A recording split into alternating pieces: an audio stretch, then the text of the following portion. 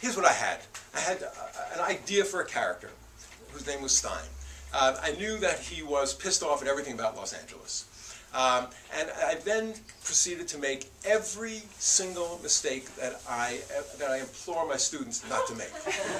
But every single thing that I tell them to do or not to do, I did the opposite.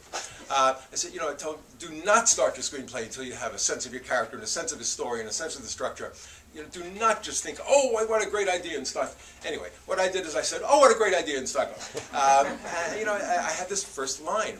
And so I spent about 2 years making, seriously, every conceivable, possible mistake in writing this thing. I thought, okay, if a chapter was 10 pages, 9 3/4 pages with just this guy like ranting about everything that he despises about Los Angeles, and then like a line or two, thrown in toward a plot. That's all. Gratuitous, because people, of course, would be so interested in what I thought. Who cares about a story?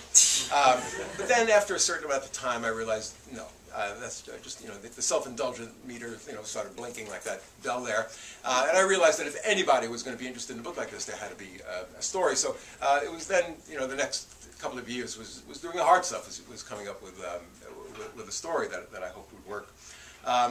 But the character, I kept the character, and the character of Good Pasture. So